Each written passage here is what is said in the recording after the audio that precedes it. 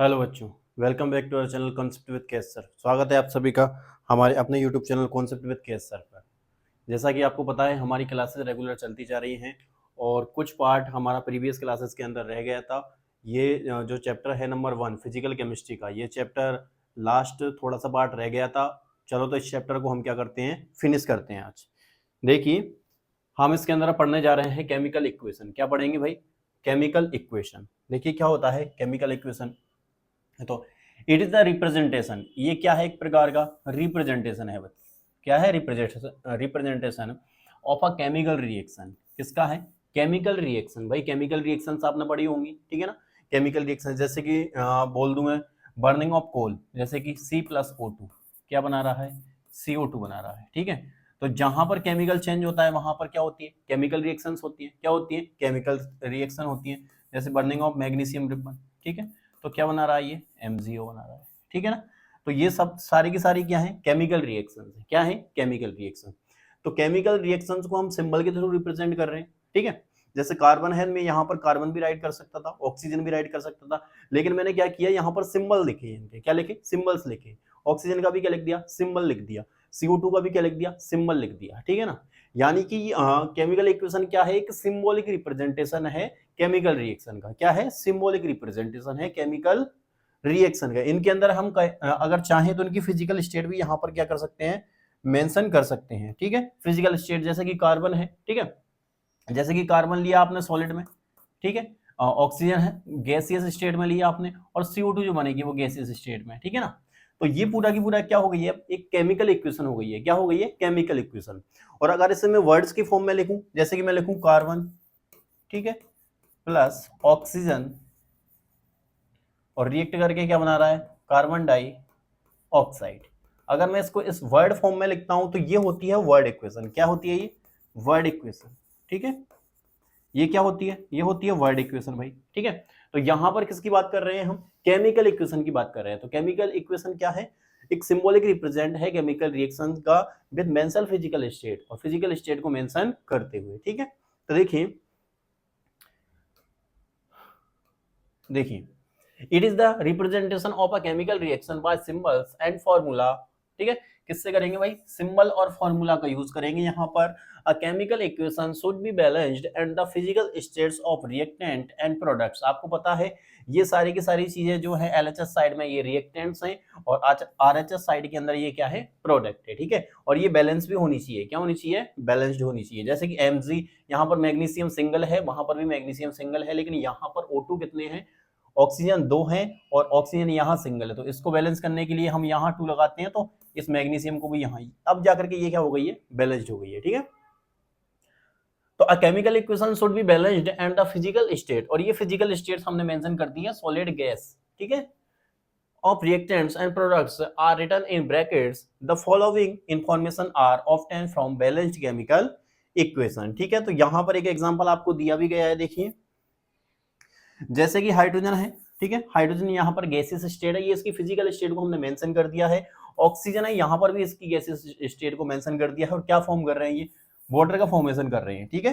तो ये क्या है? केमिकल इक्वेशन है भाई। क्या है? केमिकल इक्वेशन है, ठीक है। यहाँ पर हाइड्रोजन के कितने मोल है? जो आगे का जो वर्ड लगा रहता है, जो भी मैथमेटिकल रिप्रेजेंटेशन है आगे, वो बताते हैं मोल्स को। किसको बताते हैं? मोल्स को। तो यहाँ पर 2H2 है, यानी कि यहाँ पर कितने मोल है?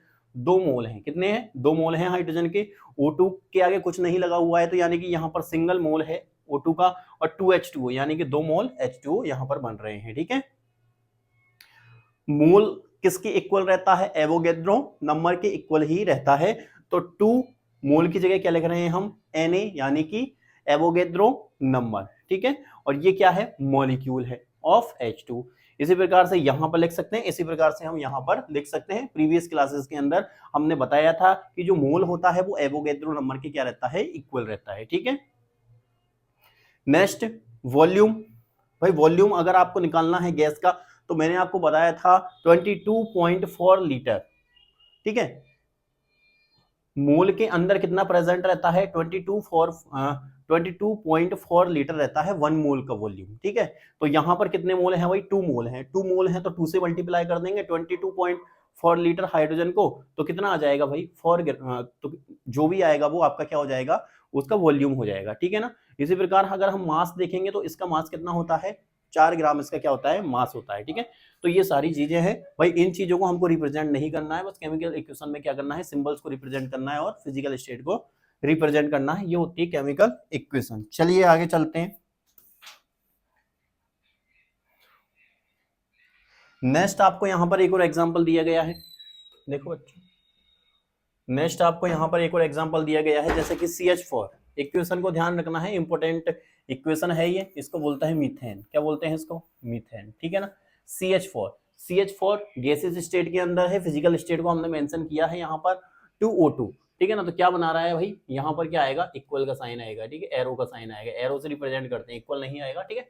तो क्या बन जाएगा भाई, CO2 + 2H2O, किसके अंदर ब्रेकडाउन हो जाएगा ये, CO2 और 2H2O के अंदर। तो ये भी क्या है, केमिकल इक्वेशन है। अब इनके अंदर क्या मोल है क्या नहीं है, ये सब आप देख सकते हो, मैंने आपको यहाँ पर अंडरस्टैंड कर दिया है। चलिए आगे चलते हैं।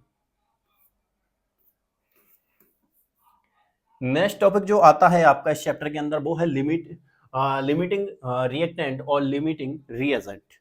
क्या है, लिमिटिंग रिएक्टेंट और लिमिटिंग रिएजेंट, ठीक।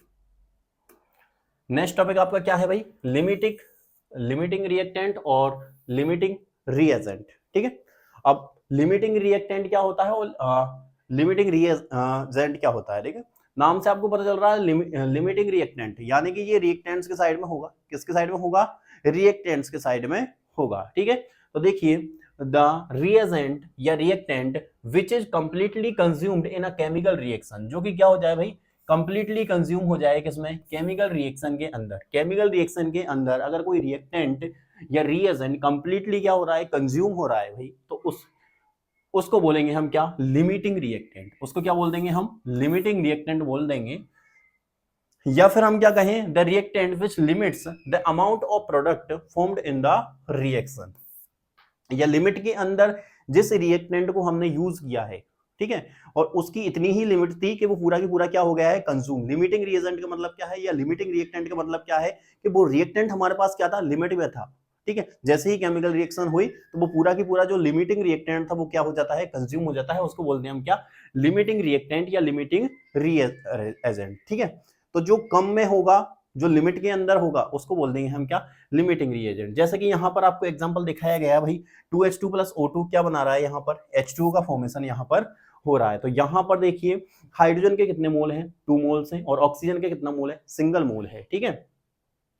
और क्या फॉर्म कर रहा है भाई, 2 मोल H2O का यहाँ पर फॉर्मेशन हो रहा है, यानी कि कम मोल किसके हैं भाई, कम मोल किसके हैं, यहाँ पर देखिए हाइड्रोजन के 2 मोल हैं, इधर जो रिएक्टेंट के अंदर देखिए 2 मोल हाइड्रोजन के हैं, और 1 मोल क्या है, ऑक्सीजन का है, 1 मोल क्या है, ऑक्सीजन का है, ठीक है। तो देखिए यहाँ पर, और यहाँ पर अगर आप देखोगे, ठीक है, तो यहाँ पर 2 मोल्स हाइड्रोजन यहाँ पर क्या कर रहे हैं, ऑक्सीजन से 1 मोल ऑक्सीजन से रिएक्ट कर रहे हैं, और क्या बना रहे हैं, 2 मोल क्या बना रहे हैं, H2O का फॉर्मेशन यहाँ पर कर रहे हैं। तो देखिए, if we take 2 moles each of hydrogen and O2 we get only 2 moles of H2O। तो आपको क्या मिल रहा है भाई, 2 moles H2O मिल रहा है। Here hydrogen is the limiting reagent and 1 mole of O2 remains unreacted या excess reagent। तो यहां पर जो आप यहां पर देखोगे कि भाई 2 मोल हाइड्रोजन था, और यहां पर भी सारे के सारे कितने, 2 मोल के अंदर 2 मोल्स बन रहे हैं, समझ रहे हो मेरी बात को, ठीक है। यहां पर 2 मोल हाइड्रोजन थे और 2 मोल H2O यहां पर बन रहा है, यानी कि ये पूरा की पूरा हाइड्रोजन क्या हो गया है, यहाँ पर कंज्यूम हो गए हैं, पूरे के पूरे हाइड्रोजन के जो मोल्स हैं वो क्या हो गए हैं, कंज्यूम। तो इसीलिए हमारा जो लिमिटिंग रिएक्टेंट हो जाएगा वो क्या हो जाएगा, हाइड्रोजन। तो hydrogen is the limiting reagent and 1 mole of O2, और जो 1 मोल बचा है ऑक्सीजन का, ठीक है, रिमेन्स अनरिएक्टेड, वो क्या रहता है, अनरिएक्टेड रहता है, ठीक है, या एक्सेस रिएजेंट इसको बोलेंगे। If we take 3 moles of hydrogen, यदि हम क्या लें, अगर हम हाइड्रोजन के कितने मोल्स ले लें, 3 मोल्स ले लें of hydrogen and 1 mole oxygen, और 1 मोल किसका लेते हैं, O2 का लेते हैं, we get only 2 moles of H2O, तब भी हमको क्या मिलेंगे, 2 मोल H2O मिलेंगे, ठीक है। Here O2 is the limiting reagent, तो यहां पर क्या हो जाएगा भाई, ऑक्सीजन यहां पर क्या हो जाएगा, लिमिटिंग रिएजेंट हो जाएगा, and 1 moles of hydrogen remains unreacted, और 1 मोल हाइड्रोजन का क्या रह जाएगा, रिमेन रह जाएगा, ठीक है, या एक्सेस रिएजेंट यहाँ पर रह जाएगा, ठीक है। तो यहाँ पर वही बात है कि अगर अपन 3 मोल ले लेते हैं, ठीक है, 3 मोल ले लेते हैं किसके, हाइड्रोजन के, 3 मोल हाइड्रोजन के ले लेते हैं, तो रिएक्ट तो बना तो कितने रहे हैं, 2 मोल H2O ही बन रहा है, कितना मोल बन रहा है, 2 मोल H2O ही यहाँ पर फॉर्मेशन हो रहा है, ठीक है। तो 2 मोल H2O का यहाँ पर फॉर्मेशन हो रहा है, यानी कि यहाँ पर क्या हो जाएगा, एक सिंगल जो मोल है वो यहाँ पर क्या हो जाएगा, बच जाएगा। और जबकि ऑक्सीजन का यहाँ पर तो क्या है, सिंगल मोल है, ऑक्सीजन का तो क्या है, सिंगल मोल है, और सिंगल मोल होने के कारण ये तो पूरा की पूरा क्या हो जाएगा, कंज्यूम हो जाएगा, ठीक है।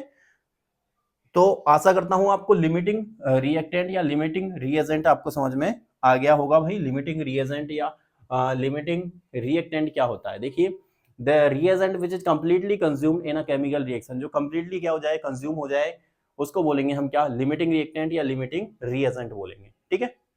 यहाँ पर 2 मोल हाइड्रोजन थे और 2 मोल ही यहाँ पर H2O का फॉर्मेशन हो रहा है, जबकि ऑक्सीजन तो कितना था, सिंगल मोल था, कितना था यहाँ पर, सिंगल मोल यहाँ पर O2 था।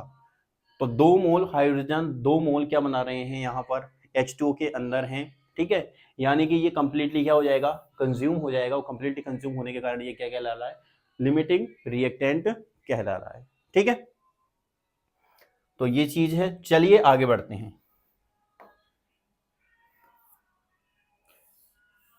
रिएक्शंस इन सॉल्यूशन, भाई आपका नेक्स्ट टॉपिक है reactions in solutions. Reactions in solution, देखिए, solutions are homogeneous mixture, 9th class के अंदर आप पढ़कर के आए होंगे कि सॉल्यूशन क्या होता है, एक होमोजीनियस मिक्सचर होता है कंटेनिंग 2 और मोर कंपोनेंट्स, इसके अंदर 2 और मोर कंपोनेंट्स क्या होंगे, इसके अंदर मिक्स रहते हैं। The components which is present in larger quantity, जो लार्जर क्वांटिटी के अंदर जो ज्यादा मात्रा में रहता है उसको क्या बोलते हैं हम, सॉल्वेंट बोलते हैं, represented by A, capital A, and the other components are called solutes, और दूसरे कंपोनेंट को क्या बोलेंगे हम, सॉल्यूट बोलेंगे, जिसको रिप्रेजेंट करते हैं हम बी या सी से, ठीक है ना भाई, 2 और मोर हो सकते हैं तो बी और सी से रिप्रेजेंट करते हैं, जबकि जो सॉल्वेंट होता है वो ज्यादा मात्रा में होने के कारण उसको हम रिप्रेजेंट करते हैं ए से, ठीक है। फॉर एग्जांपल के लिए आप देखिए, इन NaCl solution, NaCl is the solute, NaCl क्या है भाई, सॉल्यूट है, जबकि ये वाटर है, भाई वाटर रहेगा वो ज्यादा मात्रा में रहेगा, ठीक है, क्योंकि NaCl को डिसॉल्व करेगा वो, तो जो ज्यादा मात्रा में वो तो क्या हो जाता है, सॉल्वेंट हो जाता है, ठीक है, वो क्या हो जाएगा, सॉल्वेंट, और जो कम मात्रा में वो क्या हो जाएगा, सॉल्यूट हो जाएगा, ठीक है। ये सब क्लास 9th के अंदर आप पढ़ के आए होंगे, ठीक है, छोटी सी चीज है। तो और या फिर आप ये कह सकते हो कि भाई जो उसके अंदर घुल रहा है, किसी भी सॉल्यूशन के अंदर जो घुल रहा है वो तो क्या हो जाता है, सॉल्यूट हो रहा है, और जो डिसॉल्व कर रहा है, जो घोल रहा है, उसको वो क्या हो जाता है, सॉल्वेंट हो जाता है, ठीक है। एक सबसे अच्छा सॉल्वेंट किसको माना जाता है, H2O को माना जाता है, वाटर, क्योंकि बहुत सारी चीजों को ये क्या करता है, डिसॉल्व करने का काम करता है, ठीक है। A solution containing only 2 components are called binary solution, ऐसा सॉल्यूशन जिसके अंदर only 2 कंपोनेंट्स ही प्रेजेंट है, 2 कंपोनेंट्स का सॉल्यूशन है, तो उसको बोलेंगे binary solution. If the solvent is water it is called aqueous solution, और अगर आप सॉल्वेंट क्या ले रहे हो, वाटर का यूज, वाटर ले रहे हो, क्या ले रहे हो, सॉल्वेंट अगर क्या है, वाटर है, तो उसको हम क्या बोल देंगे, एक्वस सॉल्यूशन बोल देंगे। तो ये सॉल्यूशन के बारे में था, आपको पहले से ही पता होगा, होमोजेनियस मिक्सचर होता है, 2 पार्ट होते हैं, सॉल्यूट होता है, सॉल्वेंट होता है। सॉल्वेंट क्या होता है, जो ज्यादा मात्रा में लार्जर अमाउंट में रहेगा, और जो लेजर अमाउंट में रहेगा वो क्या रहता है, सॉल्यूट रहता है, ठीक है। उसके बाद एक्वस सॉल्यूशन और बाइनरी सॉल्यूशन। चलिए आगे चलते हैं भाई, नेक्स्ट कुछ कंसेप्ट आते हैं आपके, जिस प्रकार से मैंने आपको मूल कंसेप्ट पढ़ाया था प्रीवियस क्लासेस के अंदर, तो प्रीवियस क्लासेस के अंदर मूल कंसेप्ट पढ़ाया था, और मूल कंसेप्ट से ही जुड़े हुए हैं ये भी सारे के सारे, इनसे न्यूमेरिकल्स बनते हैं एग्जाम के अंदर। तो न्यूमेरिकल्स की क्लास हम अलग से लगाएंगे इस चैप्टर को फिनिश होने के बाद, धीरे धीरे हम सारे के सारे जो भी एनसीईआरटी की क्वेश्चन है उनको क्या करेंगे, सॉल्व करेंगे, ठीक है। तो भाई इनको ध्यान रखना है कि मास परसेंट का फॉर्मूला क्या होता है भाई, ठीक है, वो मास परसेंट होता क्या है, ठीक है। ये सब क्या है, मोल कंसेप्ट से रिलेटेड है, इन्हीं से क्या बनेंगे, न्यूमेरिकल्स बनेंगे। वो न्यूमेरिकल्स को बहुत अच्छे तरीके से समझ यहाँ पर क्या करेंगे, एक्सप्लेन करेंगे, ताकि आपको अच्छे से समझ में आए। और मैंने आपको एक फॉर्मूले की टेबल भी बनवाई है, उस टेबल को भी आप बहुत अच्छे तरीके से लर्न करें। तो देखिए मास परसेंट, देखिए मास परसेंट क्या होता है भाई, देखिए, it is defined as the number of parts of solute present in 100 parts by mass of solution. तो आपको ध्यान रखना है कि भाई जो मास परसेंट आप अगर निकालोगे, मास परसेंट अगर आप निकालोगे तो मास परसेंट कैसे निकालोगे भाई, तो मास ऑफ सॉल्यूट और mass of solution, mass of solute भाई परसेंट कैसे निकालते हैं, टोटल, ठीक है, टोटल, और आपको जितना चाहिए उतना, और उसको क्या कर दो 100 से मल्टीप्लाई कर दो, तो आपका क्या जाता है, परसेंटेज आता है, ठीक है। तो मास परसेंट के अंदर क्या होगा, mass of solute, mass of solute upon mass of solution multiply by 100, ठीक है। इस चीज का आपको ध्यान रखना है, मास ऑफ सॉल्यूट और मास ऑफ सॉल्यूशन, इस चीज का ध्यान रखना है, यहाँ सॉल्यूशन है, ठीक है, सॉल्वेंट नहीं है, क्या है, सॉल्यूशन है, क्या है, सॉल्यूशन है, ठीक है। तो it is defined as the number of parts of solute, कितने सॉल्यूट हैं आपके in 100 parts by mass of solution, solution का जो मास है उसके अंदर कितना आपका सॉल्यूट का मास है, क्या क्या लाएगा आपका मास परसेंट, फॉर्मूले को बहुत अच्छे तरीके से आपको ध्यान रखना है, mass of solute upon mass of solution multiply by 100। चलिए आगे चलते हैं। नेक्स्ट है मोल फ्रैक्शन, बहुत ज्यादा इंपॉर्टेंट है मोल फ्रैक्शन, ठीक है।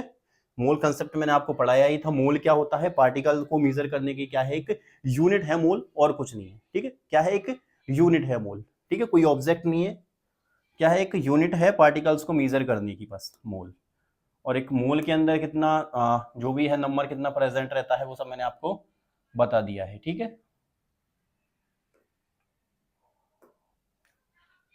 देखिए तो मोल फ्रैक्शन, मोल फ्रैक्शन क्या होगा भाई, देखिए मोल फ्रैक्शन की बात कर रहे हैं, इंपॉर्टेंट है, ध्यान रखना है, इसका फॉर्मूला भी आपको ध्यान रखना है। It is the ratio of number of moles, क्या है कि ये रेशियो है, क्या है, रेशियो, नंबर ऑफ मोल्स, किसका रेशियो है भाई, number of moles of a particular component to the total number of moles of the solution, ठीक है। इसका फॉर्मूला क्या बन जाएगा भाई, मोल फ्रैक्शन का ऑफ अ कंपोनेंट, किसी भी कंपोनेंट का अगर आप मोल फ्रैक्शन निकाल रहे हो तो क्या फॉर्मूला बनेगा, number of moles of the component, आप किस कंपोनेंट का मोल फ्रैक्शन निकाल रहे हो तो उसका number of moles of the component, ठीक है। उसके बाद total number of moles of all the components, और उस कंपोनेंट्स के अंदर टोटल मोल्स कितने हैं वो सारे के सारे आपको यहाँ पर, ये उस सॉल्यूशन के अंदर कितने मोल्स प्रेजेंट हैं और आप किस कंपोनेंट का मोल्स निकालने की कोशिश कर रहे हो उसको तो आप कहाँ लिखोगे, ऊपर की साइड में लिखोगे, और सारे के सारे मोल्स का जो भी रहेगा सम उसको कहाँ लिखोगे, नीचे लिखोगे, तो आप क्या निकाल लोगे भाई, मोल फ्रैक्शन आपके पास आ जाएगा, ठीक है। तो number of moles of the component and total number of moles of all, ठीक है, ये चीज का ध्यान रखना है, ऑल यहां पर तो आएगा जिसका आप मोल फ्रैक्शन निकाल रहे हो उसका, और इसके अंदर क्या आ जाएगा भाई, ऑल कंपोनेंट, जितने भी सॉल्यूशन के अंदर कंपोनेंट्स प्रेजेंट हैं उन सारों का जो मोल है उसका सम, ठीक है। इस फॉर्मूले के भी आपको ध्यान रखना है। आगे चलिए,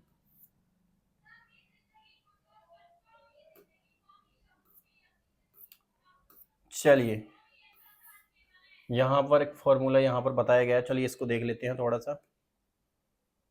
देखिए if in a binary solution, binary solution क्या होता है, ऐसा सॉल्यूशन जिनके अंदर टू कंपोनेंट्स प्रेजेंट रहते हैं, बाइनरी सॉल्यूशन।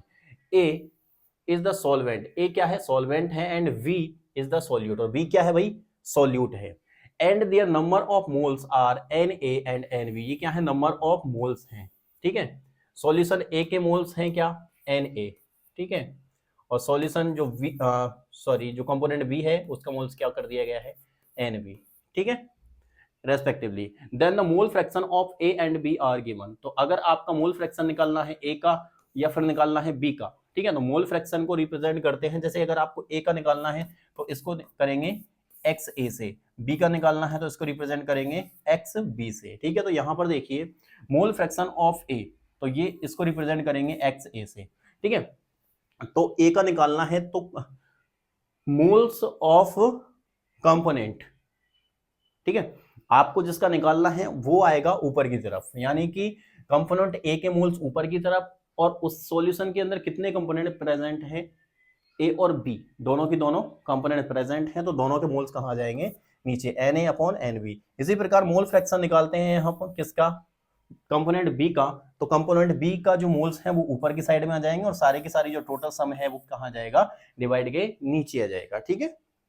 दोनों का अगर सम करते हैं हम, दोनों के मोल्स का सम करते हैं, ठीक है, एक्स ए प्लस एक्स बी, तो क्या हो जाएगा, जो दोनों फॉर्मूले यहाँ पर बने हैं दोनों का क्या कर देंगे हम, सम कर देंगे, तो आपको क्या आ जाएगा, सम ऑफ मोल फ्रैक्शन आ जाएगा। चलिए बच्चों, आशा करता हूं आपको समझ में आया होगा, आगे बढ़ते हैं।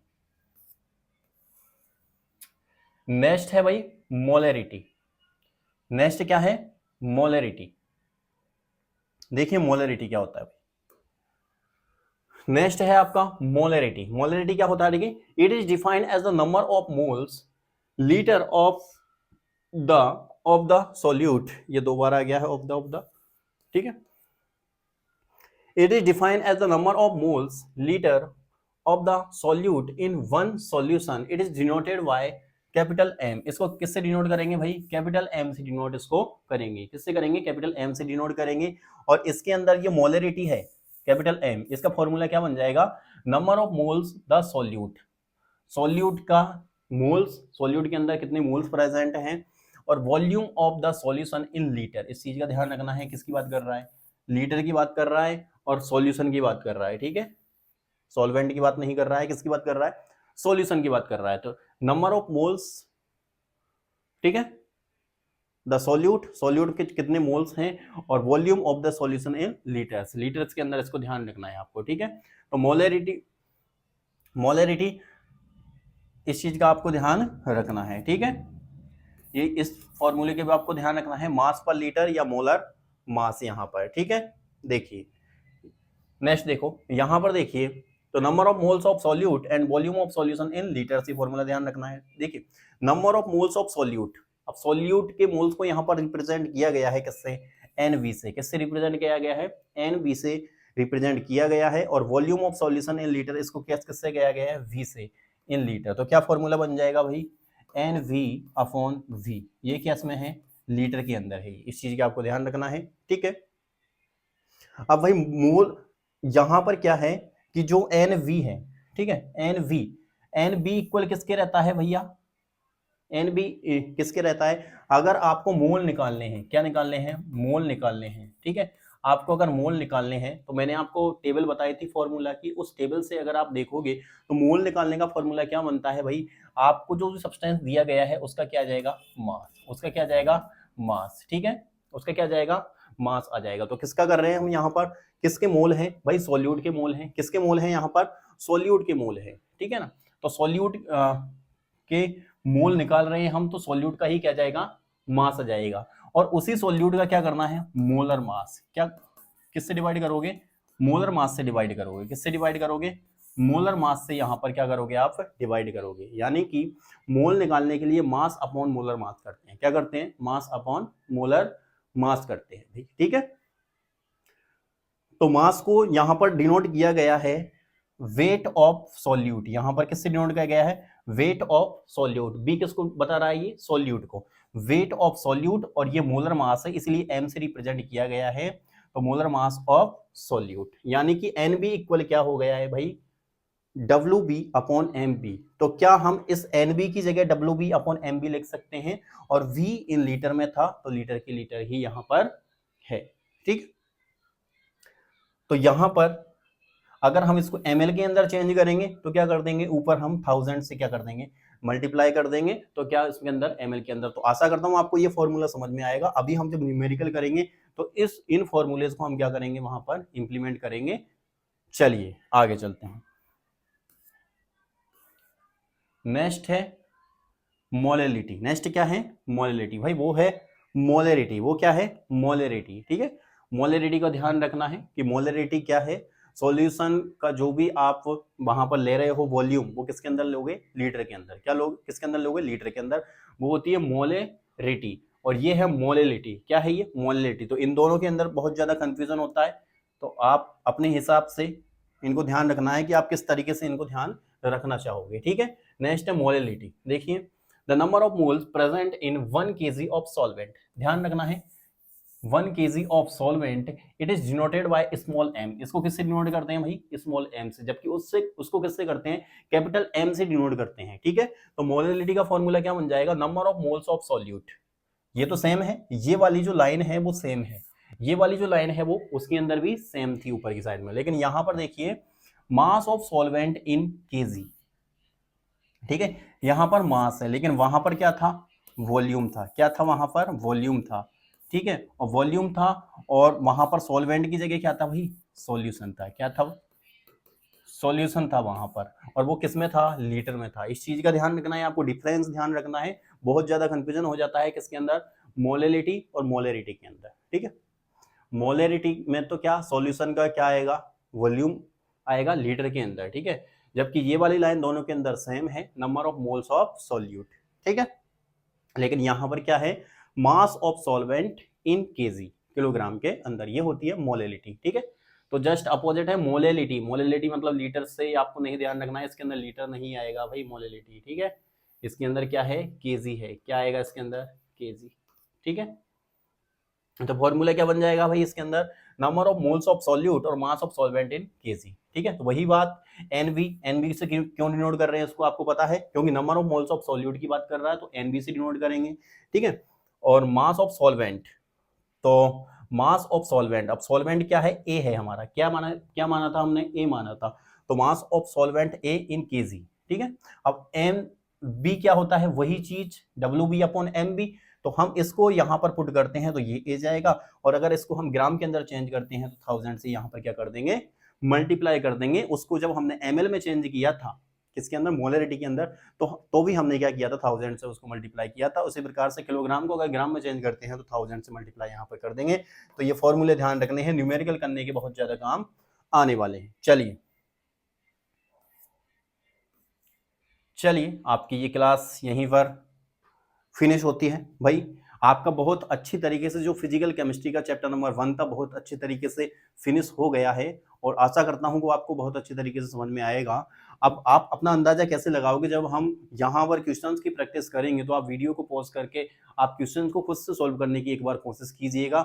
उसके बाद अगर आपको नहीं आते हैं तो फिर आप फिर से हमारी जो भी क्लासेस हैं उनको फिर से आप देखिए, आपके कंसेप्ट बहुत अच्छे तरीके से यहाँ पर क्लियर होंगे। और न्यूमेरिकल्स हैं तो न्यूमेरिकल्स की क्लास भी हम यहाँ पर लेकर के आएंगे। ठीक है, और इस चीज का ध्यान रखना है, मोलरिटी के अंदर क्या डिफरेंस है, मोल फ्रैक्शन क्या होता है, मास परसेंट किस प्रकार से, इनके फॉर्मूलेज आपको ध्यान रखने हैं। और एक टेबल मैंने आपको बनवाई थी मोल फ्रैक्शन के अंदर, जो चैप्टर पढ़ा था, उस टेबल को आपको बहुत अच्छे तरीके से ध्यान रखना है, क्योंकि वहां से ही न्यूमेरिकल्स बनेंगे, वहीं से फॉर्मूलेज बनेंगे। ठीक है, चलिए, तो अगर आपको हमारी क्लासेस पसंद आ रही हैं तो लाइक शेयर सब्सक्राइब करें और फॉलो करें हमको। ठीक है, हमारा जो चैनल है, जैसा कि आपको पता है, हमारे चैनल का नाम क्या है? Concept with KS sir. क्या है हमारे चैनल का नाम? कॉन्सेप्ट विद केएस सर है। तो इसको लाइक करें, ठीक है, शेयर करें, सब्सक्राइब करें और फॉलो जरूर करें। बहुत मेहनत लगती है पीपीटी वगैरह बनाने में। ठीक है, धन्यवाद, मिलते हैं फिर नेक्स्ट क्लास के अंदर। जय हिंद।